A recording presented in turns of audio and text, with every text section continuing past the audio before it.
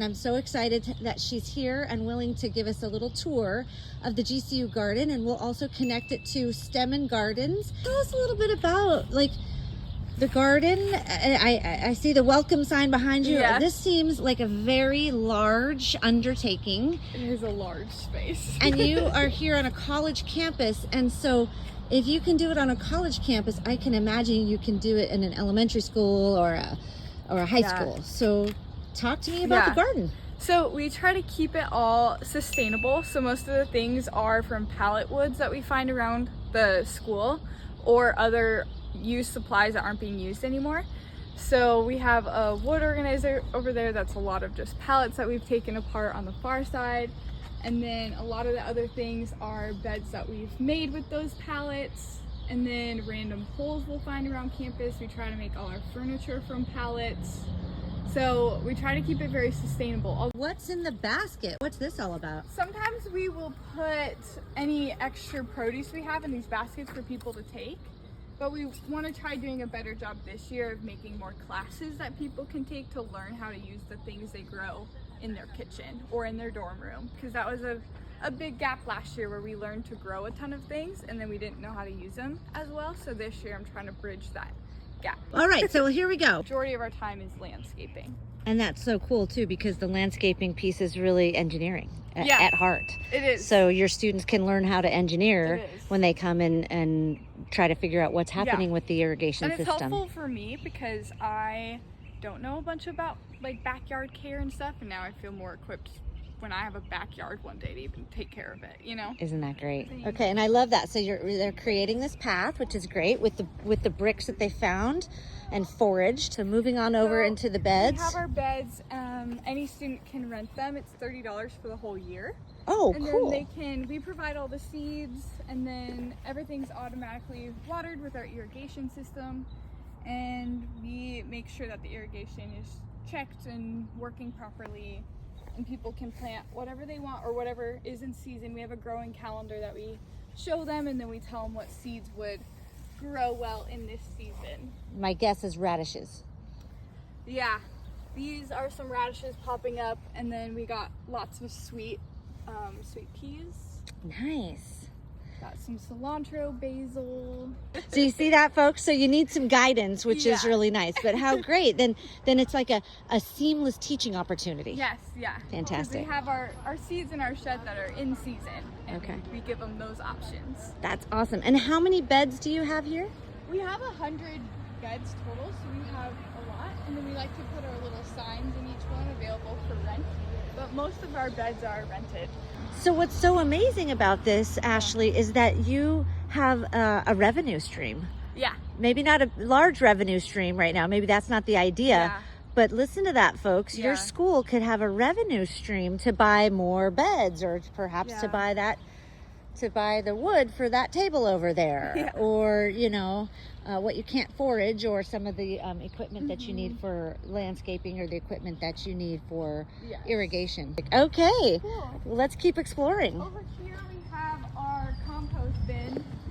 Compost bins, awesome. So we have buckets for the students of dry scraps and wet scraps, but this one we're currently not doing. Our worms died, so we need more worms, but we have the buckets at our other compost bin. And then people can come put their wet scraps in or their dry scraps, and then our staff does most of the composting work, and we put a handful of the dry scraps and a handful of the wet scraps into one side and then let the worms eat away. Oh, did you hear that? So worms. Every kid loves worms. Every kid, no matter what age.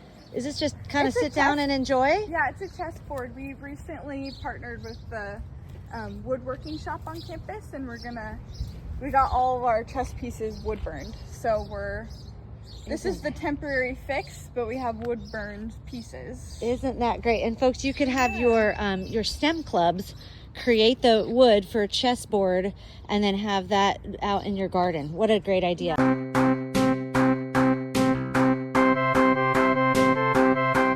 Painted brick. So folks, that's your special needs students can come and really be a part of the artistic piece of the garden. That's a wonderful idea. Cool. We let people paint their beds if they want to paint their beds. We provide paints and stuff like that. So it is a fun thing. That is so great. Okay. Furniture made out of pallets. It's just done with our simple tools we have here. So we pretty much just have a drill, impact driver, and a few other tools. The hand washing stations? Once the hose is turned on, you can wash your hands after digging in the dirt or wash your produce off. Vertical farming. Hammock. More sustainable furniture here. Yes. This is so fun. So these were just made out of pallets. Just pallets. Oh, that is so cool. So you see, I just think it's so exciting, like what students create, Yeah. you know, without help from us per se, as in the teacher area.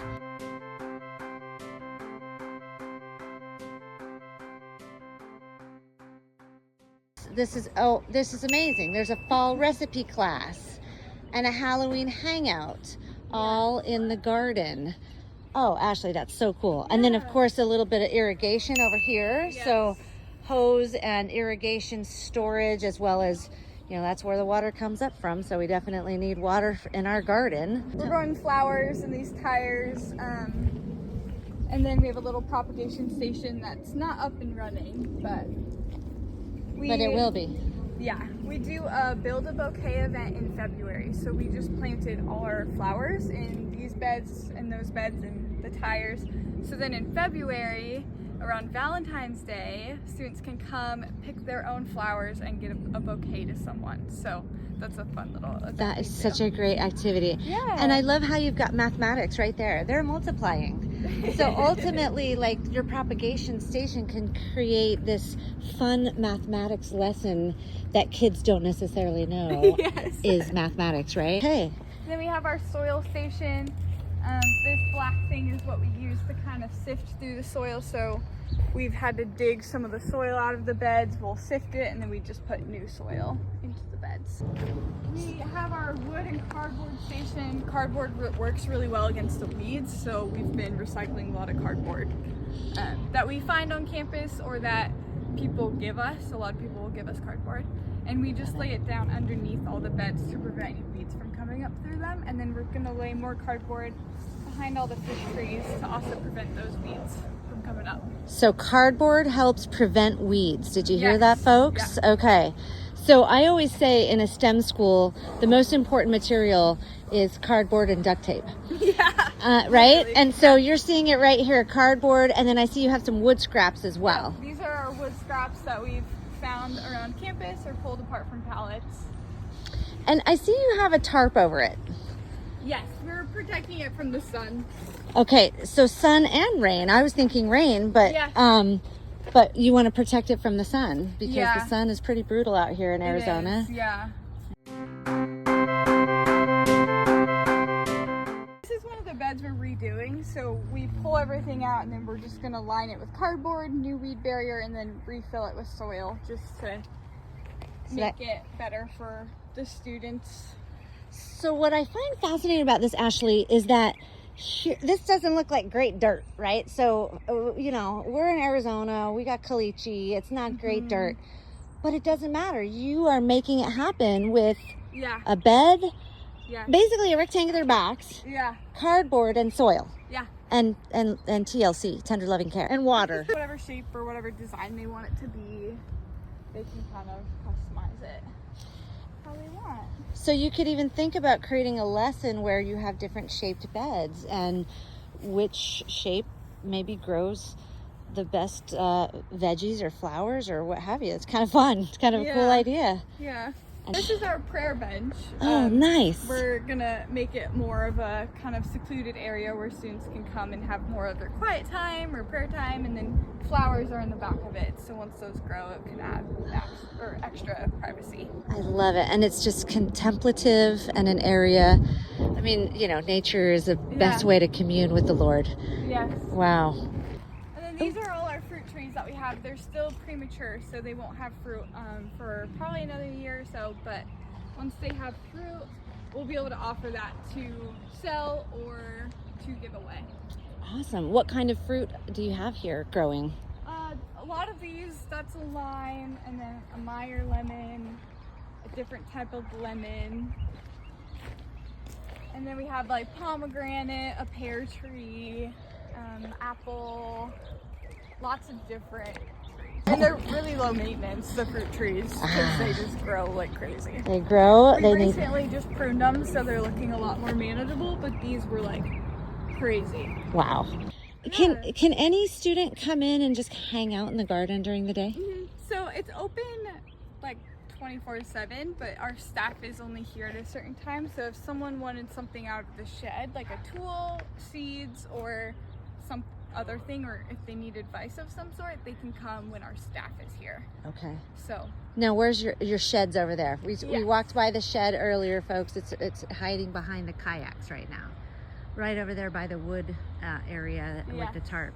So, and you have tools over there that people can use while they're here. Just like a shovel, rake, and then our seeds, and then some of our construction tools. Wow, awesome. Little different at college, whereas in elementary school you might have to be more cautious with the tools. Yes. But at college it's awesome. Have you ever had a STEM club come out and say, hey, yeah, what do you need for the garden? What can we build for you? We haven't, but we've had employees on campus really passionate about different construction things. So like emergency preparedness guy, he's helped us a ton with irrigation. We had a guy from transportation, he was really passionate about helping us concrete all those pole things in, and so we've had a lot of buy-in from adults as well, and then we have several staff members that have beds on campus too. Ooh, so it's just a wonderful therapeutic kind of way to have a garden without having it at your house too. One of the psychology professors, she does her one-on-ones, and any like class or what's the like counseling office hours, she does them here, so she takes all her students here. And folks, and if you haven't seen it yet, our STEM and Gardens, Monzo Elementary, actually Moses, who started the garden down there in Tucson at an elementary school, he actually started the garden because he was a school counselor, and he had no good place for his chats with his students who really needed some help, and so they built the garden, and now he has all of his counseling sessions in the garden. What are 1 to 3 pieces of advice that you would give that teacher thinking about, I really want to start a garden, I just don't know how?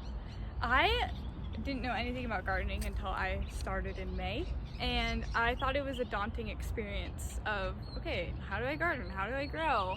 And it became like a lot easier once you throw yourself into it than when you try to learn everything. So I think just definitely throwing yourself in and trying things, like that helped me the most to learn how to garden. And then it came pretty simple of, okay, I just put the seed in, water it, and it grows. And then once you get that first growth, you feel so successful. And then that's kind of when you spark the passion and want to grow more and want to like make it more like bigger and better. So thank you for that. And I'm going to ask about Kim Rilero, and she's a part of the urban farming education. We just did a Wednesday webinar with her, and not only is she giving away a free lesson plan on how to plant radishes, but she's also, they offer a 7-week professional development program for any teacher who wants to learn how to start a garden on campus. Cool. Is that something that you would recommend? Yeah, I think that's really cool. That'd be an awesome way to jump in for sure. And then the urban farming education, they helped with something in the garden. I know they helped with the foundation of this garden, but what else did you say that they helped with that you said was really cool? Yeah, they helped a lot with our fruit trees when we first got those, because we knew not a ton about fruit trees and like what we should do with them, how we should space them, things like simple things that seem simple but we didn't know how to do. So they helped us a lot with that, and any like nutrient or deficiencies that we had in our garden, any bug problems we had in our garden, they were really helpful with that. Awesome. So, and probably weeds, they probably know all about that. Yes, the Bermuda grass especially is pretty brutal in Arizona, so tricks and tips to keep that away and out of the beds, which was also really helpful. So you would recommend urban farming education for teachers who are interested in having a STEM garden? Yes. Awesome. I definitely would start somewhere with maybe watching like 1 or 2 videos or a training. I watched a lot of the U of A free garden trainings. And as soon as I watched one video, I was like, oh, this clicks. I understand how to garden now. And U of A is what supports Monzo Elementary's garden that we did a STEM showcase on. So I'm glad you said that. Yeah, great. That's perfect.